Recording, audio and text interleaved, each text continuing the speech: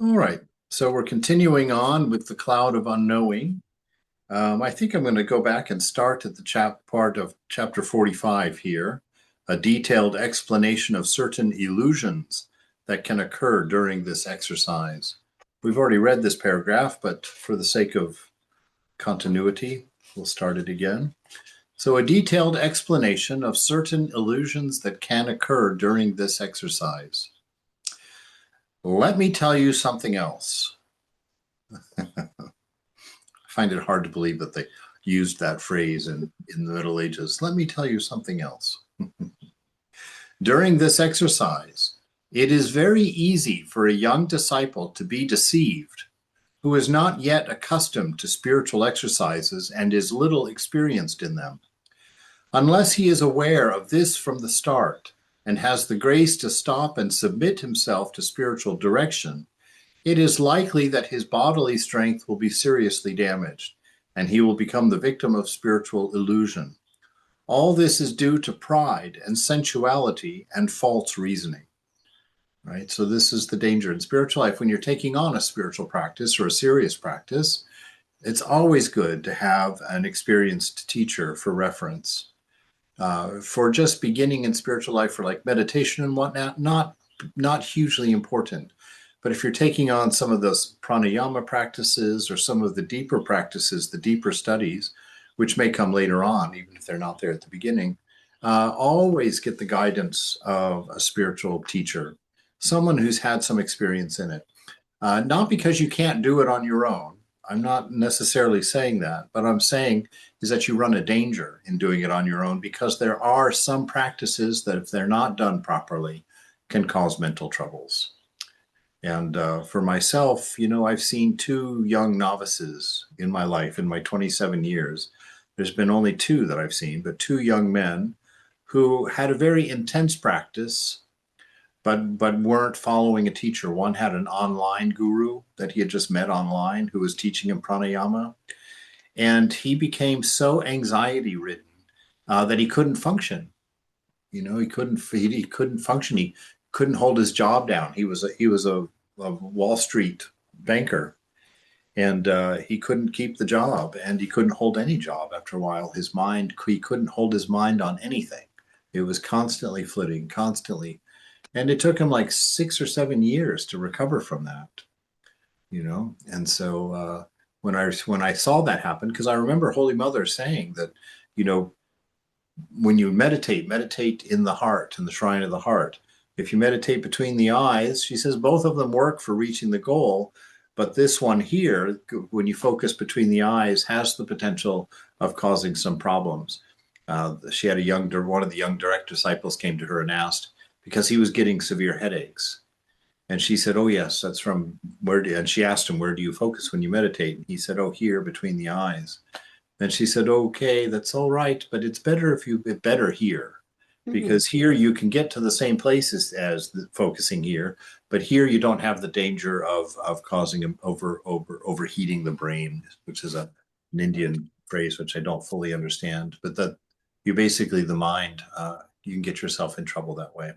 So for these deeper spiritual practices, for the more intense spiritual practices, I would say get a good teacher before you practice them. If you're going to stick to the standards of meditation and japa, then it's not that dangerous of a situation. But so I just say that as a side note for anybody who's planning on that who doesn't like teachers. Swami, I have a comment. Pranayam Uh-huh. is supposed to reduce the anxiety. Pranayam, it calms people down. Yes. Usually, if they are hyper, it calms them down. But see, the thing about it is that the That's what matters. pranayamas have to be done in step with the yamas and niyamas. That's right. You That's know, right. Of and course. so you've got a lot of these younger practitioners that like the breath work because it is intense. It does give you some experiences, but they haven't matured Done that. themselves as far as the yamas and niyamas. I see. And so if you don't get that done, you've got a foot in two different boats. And if you at some point they're going to be too far apart from each other for you to manage Hmm. in a healthy way, and the mind can break. in that circumstance. So, Thank you. yeah, so that's all. All right.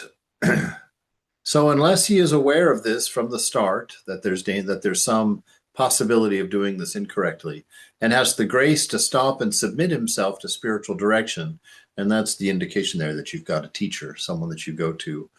In Christianity, they don't call them gurus; they call them spiritual directors. So, like at Holy Cross Monastery, every monk had a spiritual director that he chose.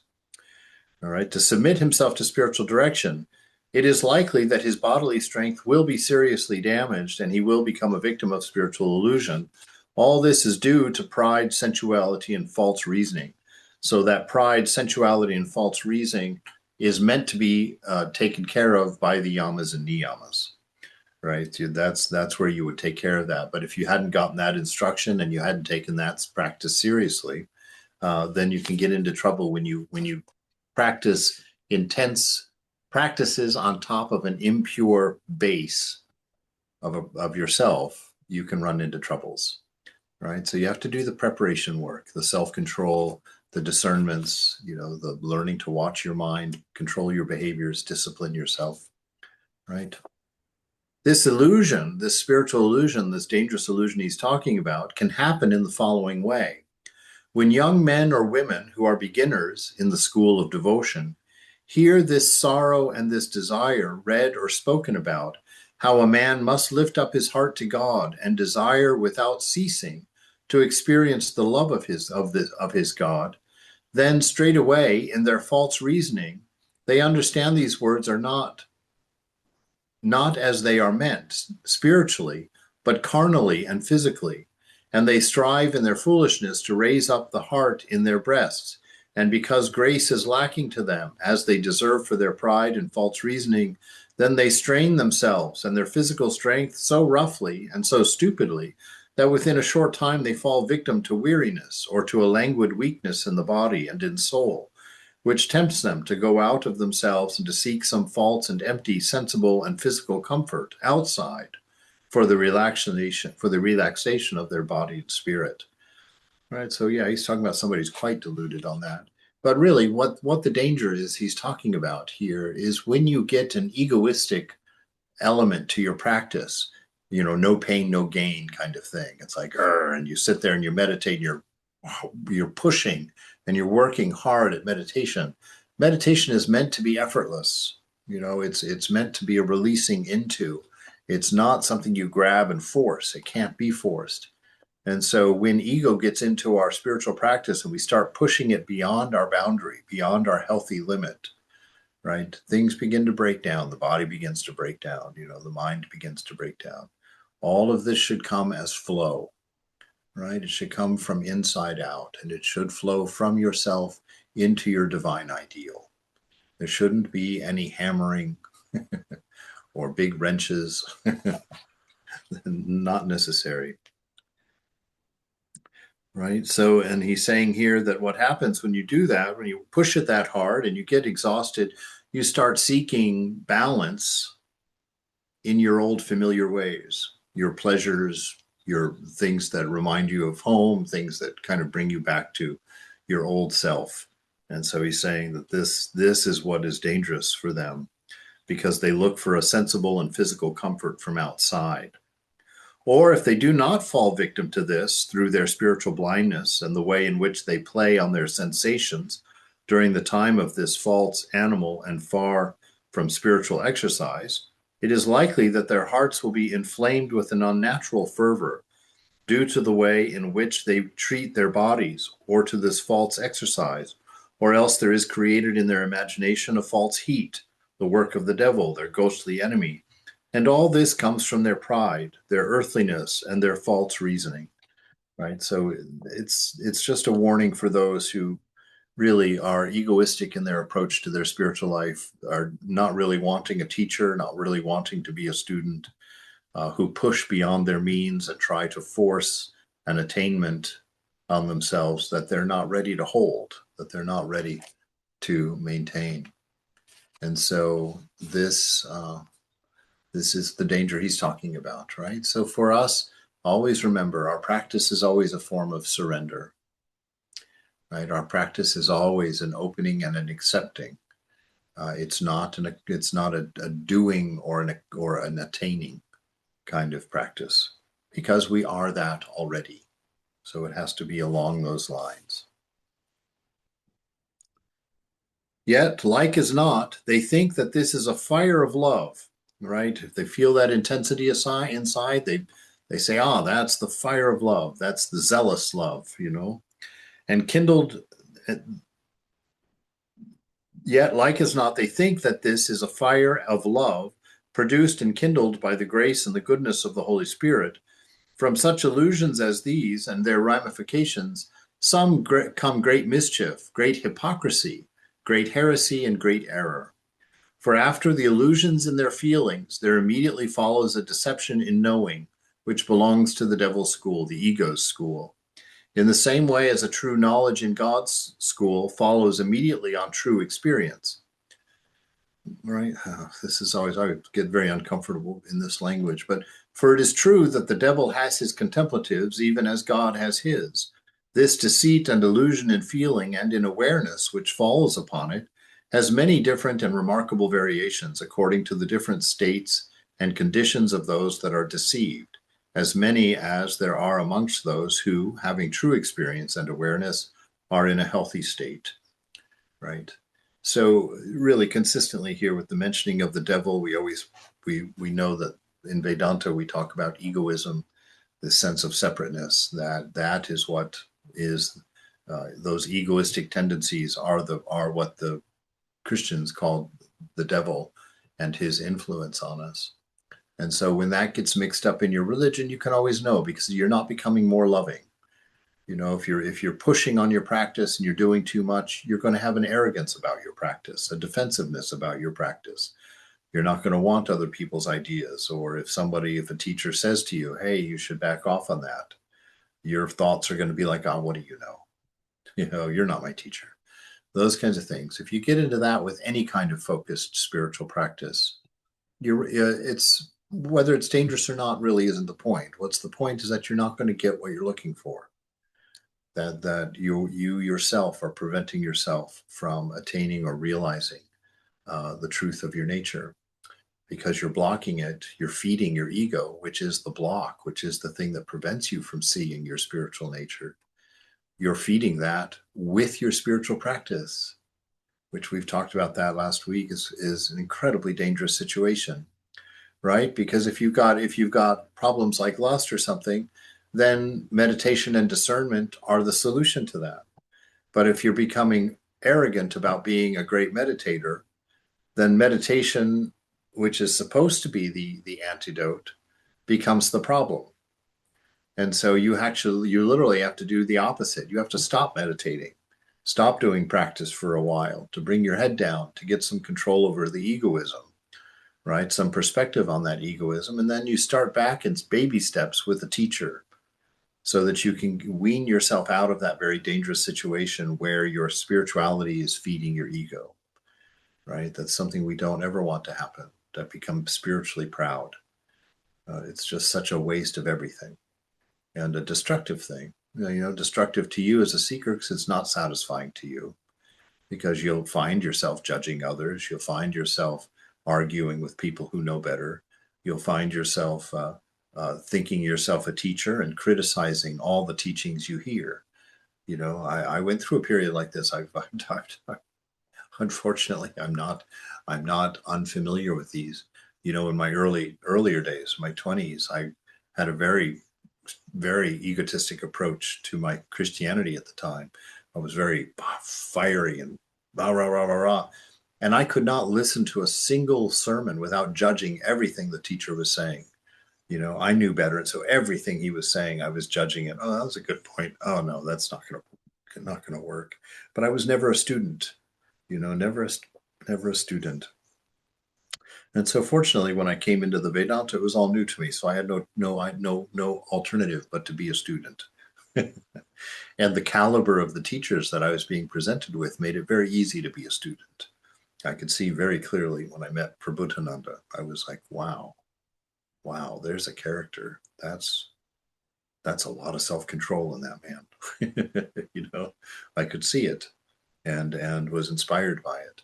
And so we want to do that. That's why we want to, that's one of the reasons, unfortunately, because we push against it. That's one of the reasons for having a guru, a teacher, is that it's a safety valve to your own ego, right? It will help you to be able to digest teachings that you may not understand yet, because you'll have someone to ask and you'll be able to accept them as a teaching, but you may not understand why you have to do that, or why, for instance, when I moved into this place, I was told, okay, for a year, you can't travel. You're not going to travel anywhere. For a year, you can't teach any new classes. For a year, you can't change any of the schedules. Don't change anything in the monastery. And no innovation. Just keep things the way they are for a year. Right. And when I got here, I thought, well, are they punishing me? What's going on? Why all of these rules? And 6 months into it now, they've already released some of the rules 6 months into it.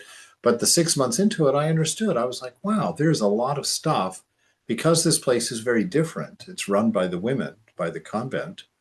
They have a very different way of running an ashram than the men do. I never even thought about that. Never even imagined that being the case. But being here for these 6 months, I've seen, that they run this place entirely different than any of the men I've seen running the other centers. Not plus or minus, just different. Very effective. And I understand how I could have walked all over that without knowing it if I had gotten in here and done my mansplaining, just loud, boisterous, authoritative. I'm a swami. That can be very, very destructive and very, very dangerous. And so the fact that I had a teacher, the Swami Sarvadevananda, who was willing to say, don't you do anything. I just want you to be there, take care of the sadhus that come to visit, keep the place clean, do the gardening. That's your job. That's all we're looking for. No, no grandiose things, right? And so I bit that that bit rather hard. Okay, and I gritted my teeth. And as I grew and understood into it, I'm very happy because I treasure the nuns now in a way that I didn't before, because I see how they run this place through relationship.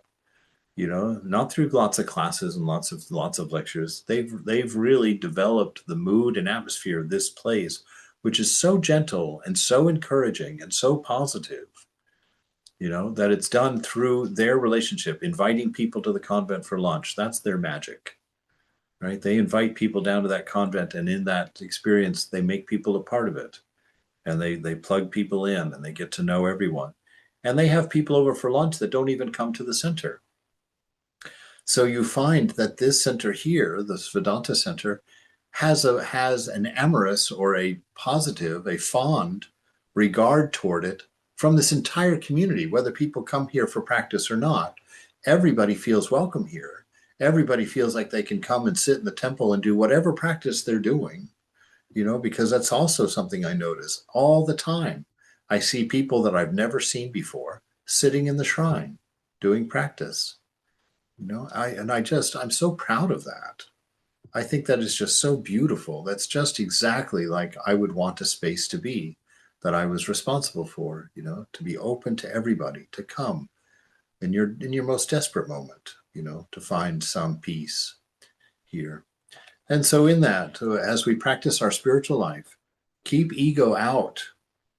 Don't if you feel yourself becoming arrogant or proud or comparing yourself to others and thinking you're better or that somehow you're accomplished in any way, don't even consider whether it's true or not. Push that idea far away and stand outside and look at the night sky and understand what you are.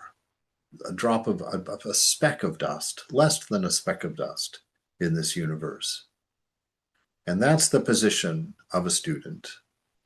Be that speck in the universe. You're not a sun, you're not a planet, you're not even a rock at this point. You're just a speck, right?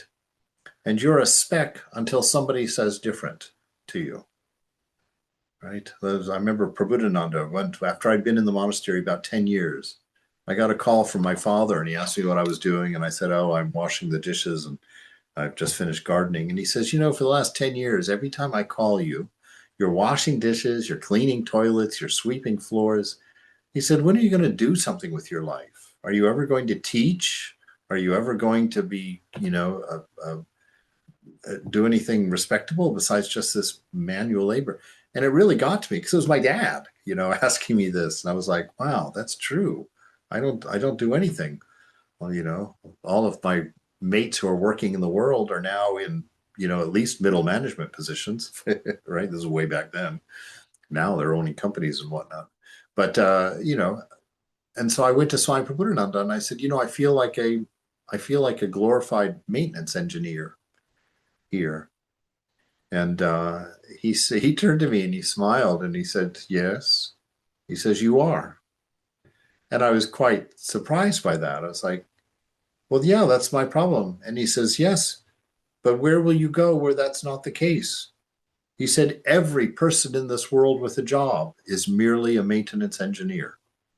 All of us are just maintaining, just sustaining our lifestyle, our bills, our houses, our families. Everybody is just that. He says, so don't worry about that. And then I asked, I said, well, will I ever be able to teach or whatnot?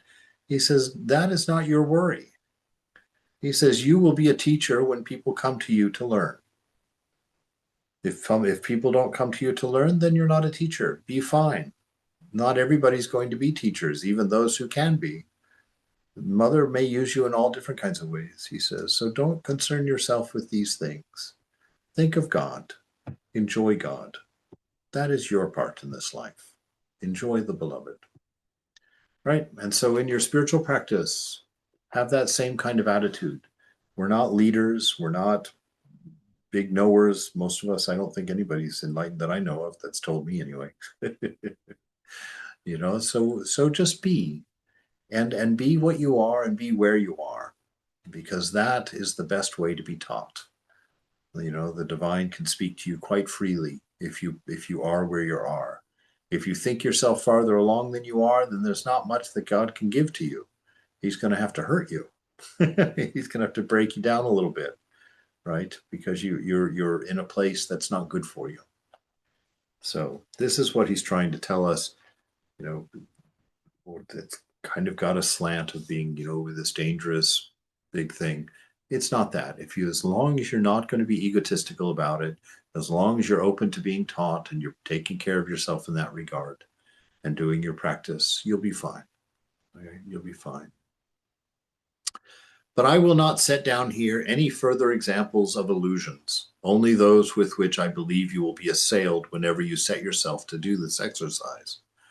For what profit would it be to you to know how learned theologians and men and women in other states of life than your own suffer illusion? Truly none.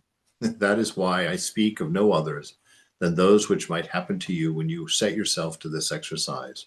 And I am telling you them so that you can be on your guard against them in your own exercise, if you are affected in this way. Right. Okay, chapter 46. A careful instruction on how to avoid these illusions. The exercise demands spiritual zest rather than bodily exertion. Okay, that's a nice way of saying it. A spiritual zest, which means just a spark of flavor, an enthusiasm, rather than bodily exertion, rather than forcing yourself into long sits or difficult positions or whatever. So, for the love of God, take very great care in this exercise not to strain yourself immoderately or overtax the heart in your breast, right? Don't strain yourself immoderately. Don't go beyond what you are able to do in a sustaining way, right? I remember my teacher, she said, because she told me when we were setting up my practice, when we were asking how long, she said how often, and she said, can you do 3 times a day? And I was like, that might be a little challenge. I said, I can do twice a day. She said, okay, do twice a day. She said, how long can you do? And she says, but before you tell me, I want you to think. She says, I want to know how long can you guarantee me you will do every day without ever missing it? And I was sitting there, I was like, wow, how long could I do every day and know that I wouldn't miss it? And I told her, I said, I'm embarrassed. I said, but probably 2 minutes. I said, probably 2 minutes. She wasn't even plus. She says, okay, do it for 2 minutes. And she says, and don't increase it at all for the first 6 weeks. Just do your 2 minutes twice a day. Don't let yourself sit longer. At the end of that 2 minutes, get up. Right? And so that was what I had to accept, that I was a 2-minute meditator. And that's how I started in the beginning. And I didn't raise it much after that. But it got me established in a habit. Got me established in a rhythm of doing it every day. It gave me a dependence. I wanted to sit. And what was cool is that before those 6 weeks were up, I was already wanting to do more. But because I was forbidden to do more, it made it seem like I was allowed to do more when the 6 weeks came, and it just really changed my idea. I wasn't pushing, I was blooming into a new phase. And it made me understand, wow, this is not a no pain, no gain exercise. This is an antidote to egoism, to I'm doing, I'm going to get, I'm going to attain. Those ideas are detrimental, right? So we don't do this. So we do not strain ourselves immoderately or overtax the heart in your breast. The exercise calls for spiritual skill rather than brute strength, right? So there's a lot of things going inside when you're doing your practice, lots of subtle things that if you are approaching it in a brute strength sort of way, you're not even going to be aware of the damage, right? And so this is a quiet, self-controlled surrender going on, a slow burn surrender, let's put it that way. To work more skillfully means to work with humility and in the spirit. If you force it, the work is merely in the body and the senses, so take care. For indeed, if one should presume to draw near to the high mountain of this exercise in a beast-like way, right, in that no pain, no gain attitude, one will be driven away with stones, right? You will not be able to do this. You will not succeed. You will actually quit. You will be your own defeat at some point, because there's not going to be a length or limit on how long you can meditate, right? But if you've pushed it beyond your limit, you're not going to be able to sustain that. And you're not going to lower it because it's your ego that's pushed you that high. And so you're not going to admit that you can't do that much time. So what are you going to do? You're going to start finding ways to not think about it and not do it at the same time, right? So this is what he's talking about. You'll be driven away. Another way that you could talk about her Holy Mother, when a young disciple told her one day, they were sitting together when they were shucking vegetables, actually. And the young man said to her, I'm going to sit on this bench until I realize God next to you. I'm not going to get up. And Mother smiled. And she said, oh, that is very good. But she said, your karma itself is going to throw you off of that bench, right? We can't really just make that decision. I'm going to sit here until I realize God, unless your karma agrees, which means unless your habits and disposition agree, which means you've done the work, right? You can get to the state of Buddha. Buddha did that. I'm going to sit here and not get up until I realize God. But Buddha had years of practice before he made that commitment, right? Before he said, I'm just going to sit and not get up, right? So he had that. He had done the prep work for that. It is the nature of stones to be dry and hard, and where they strike, there one feels it sorely. These physical exertions are very firmly fixed to the sensible feelings, and sensible meaning of the senses, right? So that these exertions are firmly fixed to this sensual idea, to this animal-like idea that we're talking about. And they are very dry in that they lack the dew of grace, right? You have this idea, I'm attaining, I'm doing, I'm working, I'm going to get this. Where's the grace in that? And grace is what brings us home, right? For they lack the dew of grace, So they hurt the foolish soul very sorely, and the illusion caused by fiends makes the wound fester. So beware of these beast-like efforts, right? These egotistic strivings, and learn to love with a true fervor, right? Loving with a fervor is very different than hammering with a fervor, right? The fervor is tempered by the depth of your feeling, by the depth of your love for the divine, right? And if that's what's motivating your practice, you're perfectly fine. But if the idea of getting or grabbing or attaining or acquiring comes into the picture, then you're in danger of having a fruitless practice. Let's say that, because that egoism will choke out the fruit. You won't get where you want to go. So beware of these beast-like efforts and learn to love with true fervor, with a gentle and peaceful disposition, both in body and soul. Right? So this is important. This is our attitude and our disposition as we sit in the presence of the beloved. And this is something we've been talking about for a while. The only thing you have to do in that is your surrender, your opening and allowing, right? To accept the gift of grace, to accept your enlightenment, right? And wait patiently on the will of our Lord with courtesy and humility, and do not snatch at it hurriedly, like a greedy greyhound, no matter how hungry you may be.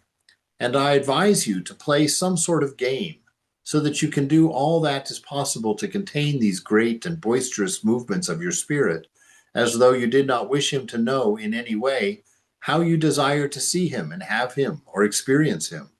Perhaps you think this is somewhat foolish and childishly spoken, but I am certain that whoever had the grace to do and feel as I say, he would find that his game was well worth playing with him, even as the father plays with the child, kissing it and embracing it. I would just take that teaching and run with that. That is so important.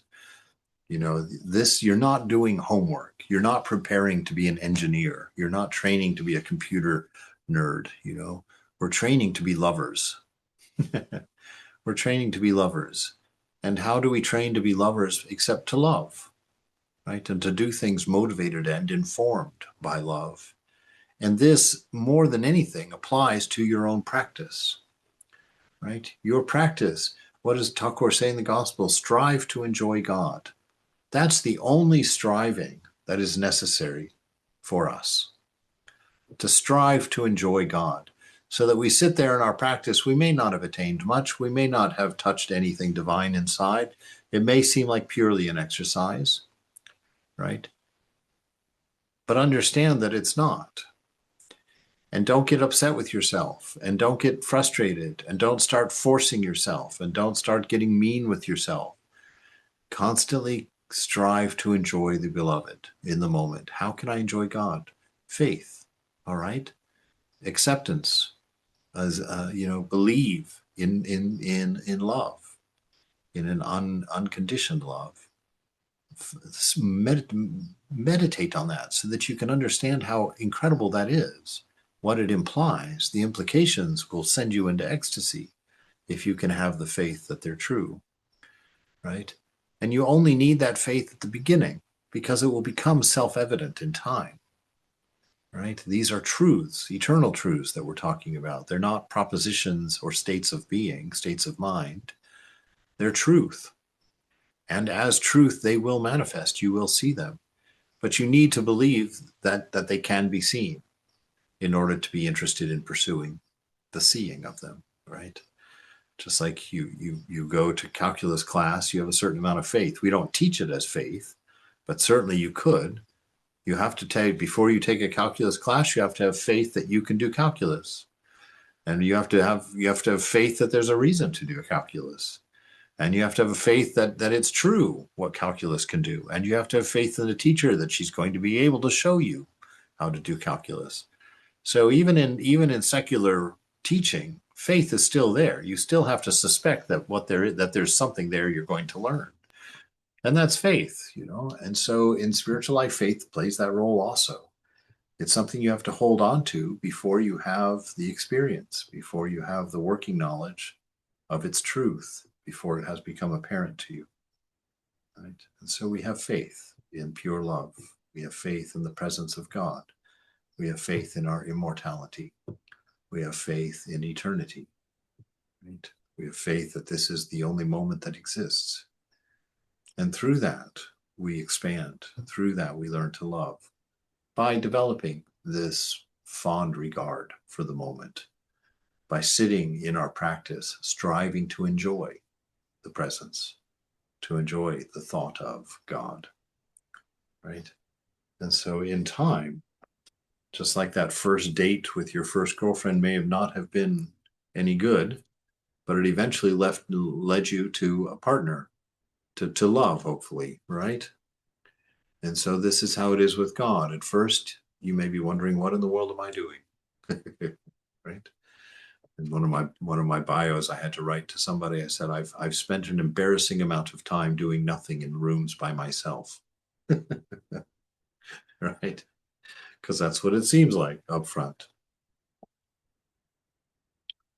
But we go on and we play games, and I love the fact that he's even suggesting that you play a game with God, that you entertain him, entertain the divine, the beloved, as you would with, you could see him as your father playing with a child, or you could see him being the child and you being the father, right? Or him being your husband and you being the wife, or however. But you add that element of playfulness, because look out this window at the divine and you know that one thing God loves to do is play, right? Explore. Just look at the amount of variety, the creativity there.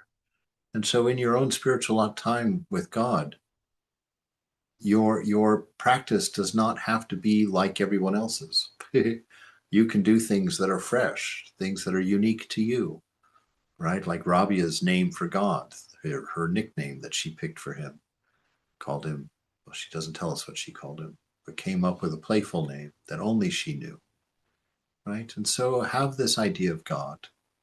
God is a friend. God is a lover. God is a master. God is a strength. But more than anything, God is love. And the delight of that love doesn't know any bounds. So don't be afraid to enjoy it in any way that occurs to you, right? In the presence. Open to that. Chapter 47, I think it is. A careful instruction on the purity of spirit demanded in this exercise, how the soul must make its desire known to God in one way and to man in quite a different way. Do not be surprised at my speaking in this apparently childish and foolish way, as though I were lacking normal discretion. I do it for several reasons. For I believe that I have been led for a long time, right? I believe that I have been led for a long time now to feel and to think and also to speak in this way to others of my special friends in God, as I am now speaking to you. One reason why I bid you to hide the desire of your heart from God is this. I hope that by such concealment it may become more clearly known to him, to your advantage and for fulfillment of this very desire, than it would be by any other way that I believe to be within your power of making it known to him. Right. So in Christianity, indeed, Jesus says, when you pray or when you're doing good works, when you're doing good works, don't let your left hand know what your right hand is doing. Why is he saying that? What he's saying is don't name it, because your ego will grab it and try to make ego food out of it. Try to make yourself think of yourself as a good person. I'm a spiritual person because I've done this, that, and the other. You're spiritual because of the grace of God. Life for you is working toward its fulfillment because because you are of the nature of God, and God is allowing you to see that. Right? So we try not to take anything in a personal way as a personal accomplishment in this, because we don't want to build an ego about it. We want to become free and spontaneously inspired by it.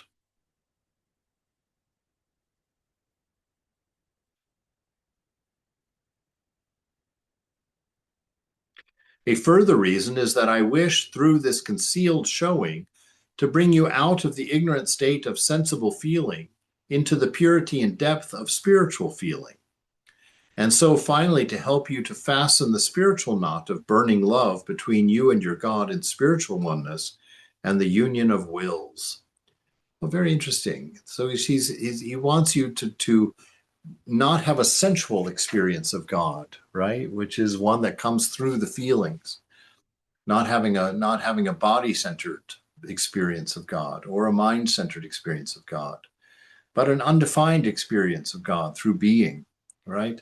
One that's expandable, one that allows for your dissolution in the long run, right? So we're not doing this just so that we can titillate ourselves into nice feelings of lovey-dovey in a meditation practice. That may happen, but it may never be the point, right? The point is always surrender. The point is always openness. The point is always moving forward in our surrender and the expansion of ourself. If it's done egotistically, it's always a contraction, right? It feels very different in the body. So we're looking for a union of wills, a oneness of spirit. Of this you are well aware, that God is a spirit, and whoever wishes to be made one with him must live in the truth and the depth of spirit, far removed from any bodily travesty of it. It is true also that everything is known to God, and nothing can be hid from his knowing, whether it be sensible or spiritual. Again, sensible meaning sensual, of the senses. But since it is also true that he is a spirit, then that which is hid in the depths of the spirit is known and shown to him more openly than anything which is in any way contaminated by the senses. For in the natural order of things, that which is of the senses is further from God than that which is spiritual. For this reason, it appears that as long as our desire is contaminated with any kind of sensual thing, as it is when we strive and strain in spirit and body together, then for that time it is further off from God than it should be if it were done with more devotion and more zeal, in tranquility and in the purity and depth of spirit. Right? So this is a very sacred undertaking, and our atmosphere and attitude toward it is of reverence, right? Is of holiness, is of truth, and never rushed, never forced, never demanded, but something that's calmly and openly surrendered to as a right of ours. Holy Ramakrishna says that quite a few times. And Jesus also, says that we are children of God, right? We are not beggars. We're not hired help. We don't have to go pleading for these things. They are ours through birthright. And so we can remove that whole idea of having to barter or beg of these things.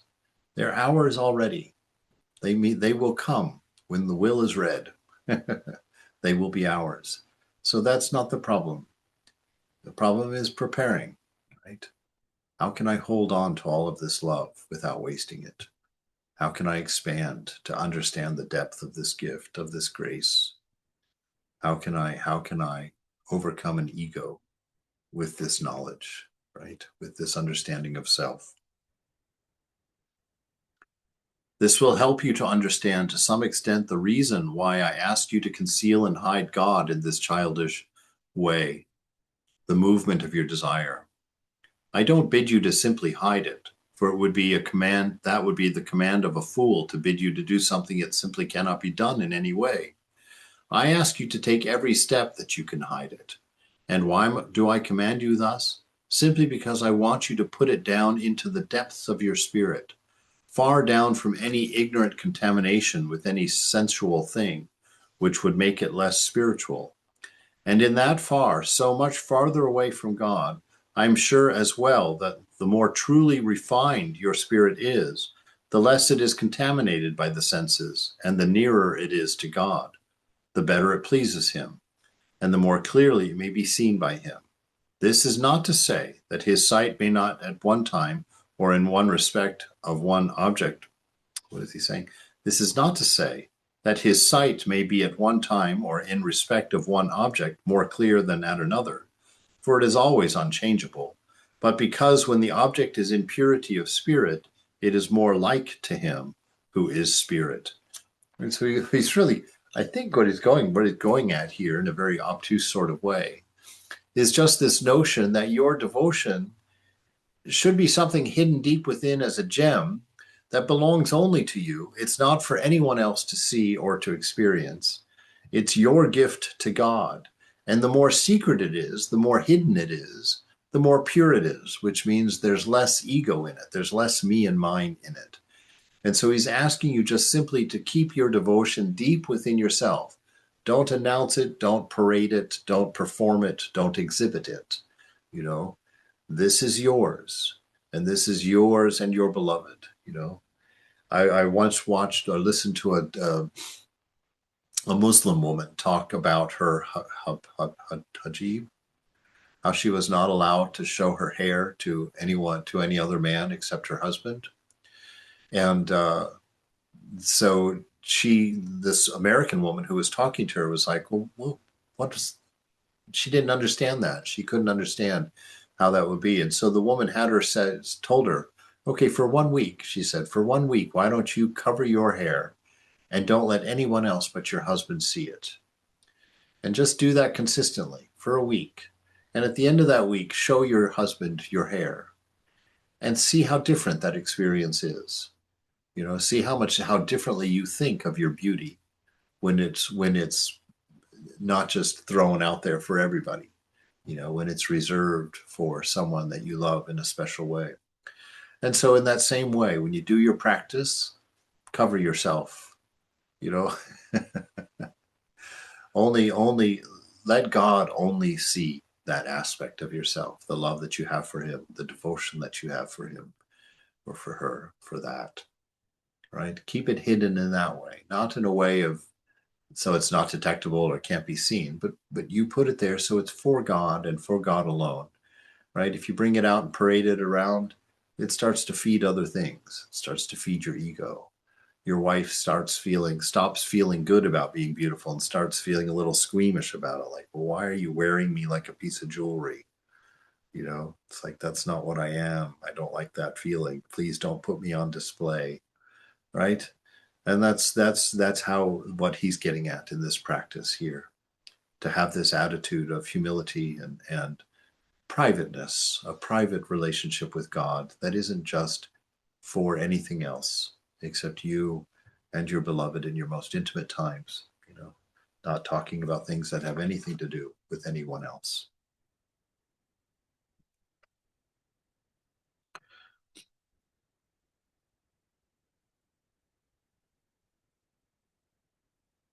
All right, chapter.